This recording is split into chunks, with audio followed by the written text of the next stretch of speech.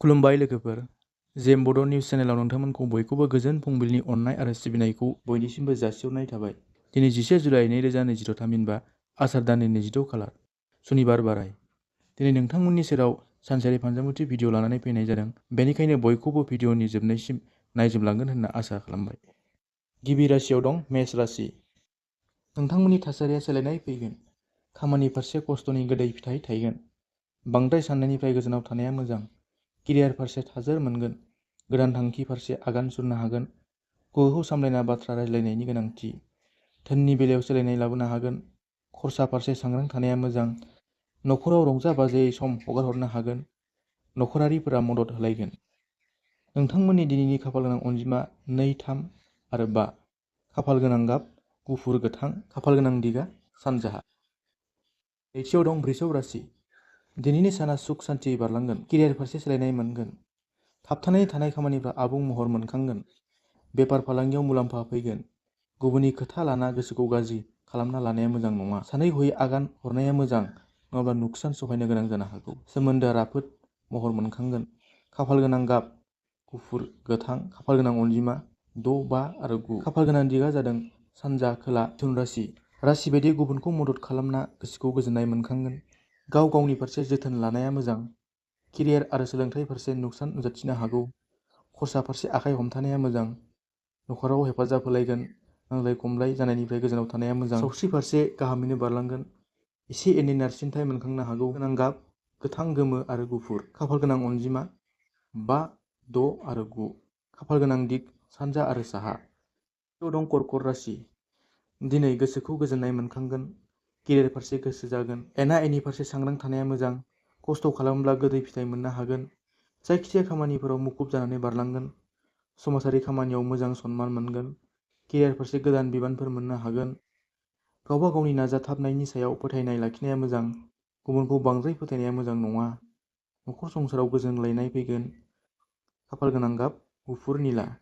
खाफाल गोनां अनजिमा 2, 6, 1 आरो 4। खाफाल गोनां दिगा जादों सोनाब साहा। बाथियाव दं सिंह राशि। गोसोआव फोथायनाय बांगोन। केरियार फारसे गोदान बिबानफोरा मावफुंजागोन। समाजाव मान सनमान बारायगोन। थासारिया गोरैयैनो थागोन। गावबा गावनि अहंकार साननायफोरखौ नागारलायनाया मोजां। केरियार फारसे जौगासारनाय मोननो हागोन। सावस्रि फारसे समानैनो बारलांगोन। खाफाल गोनां गाब मेरुन, सना गाब आरो अरेन्ज। खाफाल गोनां अनजिमा 1, 3, 10 आरो 4।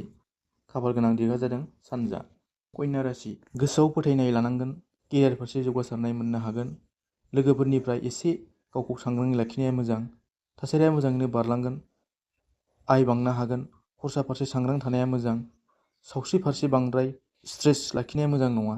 खाफाल गोनां गाब गोथां निला। खाफाल गोनां अनजिमा 5, 4। खाफाल गोनां दिग साहा। स्निथियाव दं तुला राशि। थासारिया राफोदै बारलांगोन।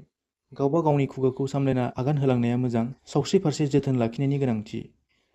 गोरलै सानथौजों आवगायलाङोब्ला जौगालांगोन। रिलेशनशिपआव मोजाङै बारलांगोन। गोसो फोथायनाय बांनायनि थाखाय खामानि फारसे आवगायलांनो हागोन। गोजाम खोथा बाथ्राफ्रा गोसोखौ गाज्रि मोनखांहोनो हागोन। नोंथांमोननि खाफाल गोनां गाबा निला गुफुर। खाफाल गोनां अनजिमा 5, 6 आरो 7 आरो खाफाल गोनां दिगा जादों सानजा खोला।